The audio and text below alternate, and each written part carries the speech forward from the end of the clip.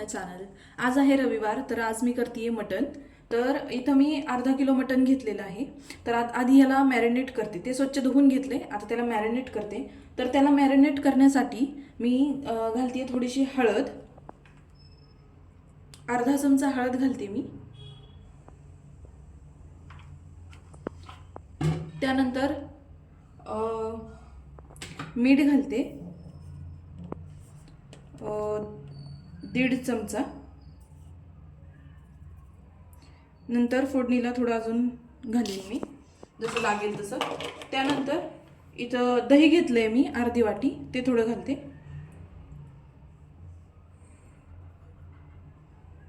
आणि आता हे सगळं हाताने मिक्स करून घेते.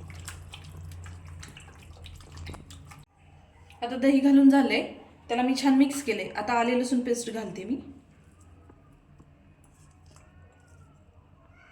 तेही आता छान मिक्स करून घेते. आणि आता हे मी अर्धा तास मॅरिनेट करायला ठेवणार आहे. तर आता अर्धा तास झालेला आहे मी मटन मॅरिनेट करून ठेवलं होतं. त्यानंतर आता आपण फोडणी देऊया. तर फोडणीला मी आधी कांदा, एक छोटा कांदा मी असा उभा चिरून घेतलाय, तो मी घालणार आहे. तर त्याआधी तेल घालूया. कढई छान तापली आहे, तर आता मी तेल घालते. 2.5 पळी तेल घालणार आहे मी, कारण नॉनव्हेज असेल तर थोडं जास्तच तेल लागतं. त्यानंतर हा उभा चिरलेला कांदा घालून घेणार आहे तेलात.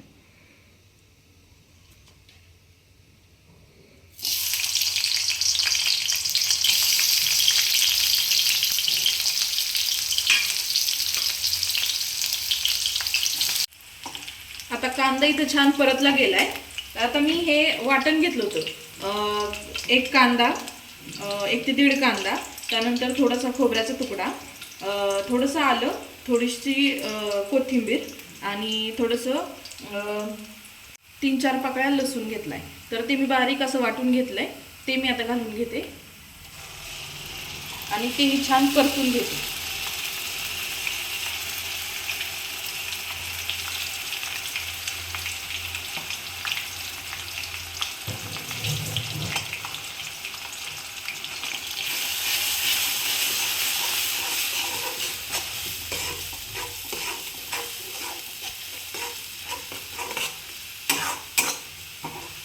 मसाल्याला छान तेल सुटेपर्यंत परतणार आहे मी. आणि त्यामध्ये आता मी मसाले घालून घेते.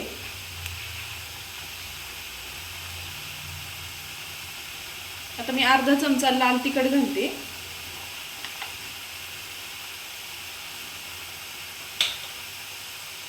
त्यानंतर एक छोटा चमचा धनेपूड घालते.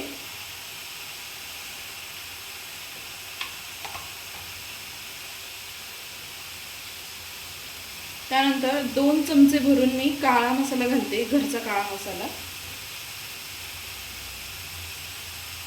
मटन म्हणजे थोडं स्पायसी हवं.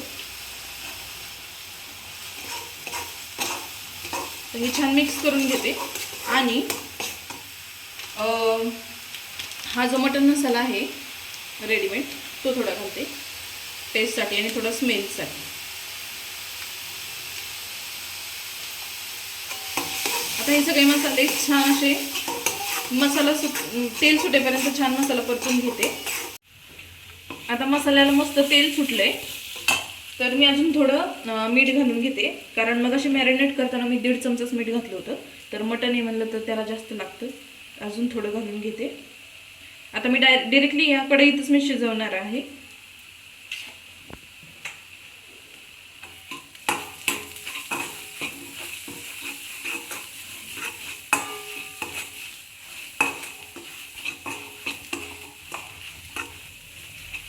आणि आता हे मॅरिनेट केलेलं मटन ते मी त्यात घालून घेते.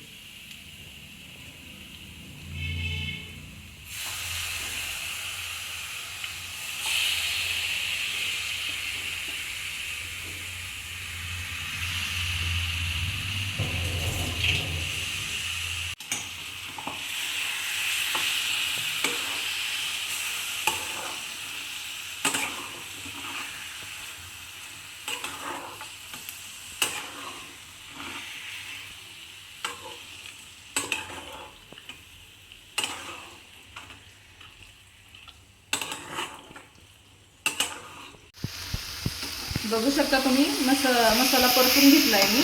छान मटण असं परतून घेतले मसाल्यात. किती तेल सुटलं आहे त्याला आणि टेक्स्चर पण खूप छान आले. मी गॅस फ्लेम हाय करून 10 मिनटं परतून घेतलं छान तेल सुटेपर्यंत. आता त्याला छान तेल सुटले. आता मी ते पाणी गरम केलं होतं थोडं, तर आता मी ते गरम पाणी घालणार आहे त्यात शिजण्यासाठी. कधीही गार पाणी घालायचं नाही, गार पाण्याने टेस्ट थोडी बिघडते. तर हे मी थोडंसं ग्रेव्हीतलं करणार असल्यामुळे मी पाणी थोडं कमी यूज करते. मी फक्त शिजण्यासाठी जेवढं पाणी लागणार आहे तेवढंच मी घातले आणि 10 मिनिटांनी पुन्हा एकदा चेक करेन किती पाणी लागेल, त्यानुसार मी थोडं पाणी ॲड करीन. तर आता इथं मी भाजी शिजली का नाही चेक करते. वाव, तुम्ही तर बघू शकता किती मस्त तेल सुटले. भाजी पण छान शिजली आहे आणि किती मस्त ग्रेव्ही झाली आहे, एकदम रेस्टॉरंट स्टाईल. कशी वाटली रेसिपी तुम्हाला मला कमेंटमध्ये सांगा. आवडली असेल तर लाईक करा. आता याला मी गार्निशिंगसाठी थोडीशी कोथिंबीर घालते वरून.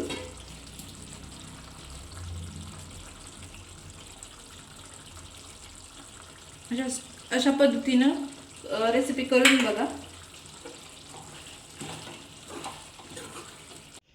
अशा पद्धतीने मी इथं भाजी सर्व करून घेतलेली आहे. किती मस्त दिसतंय, एकदम छान रेस्टॉरंट टाईप ग्रेव्हीतलं मटण घरगुती.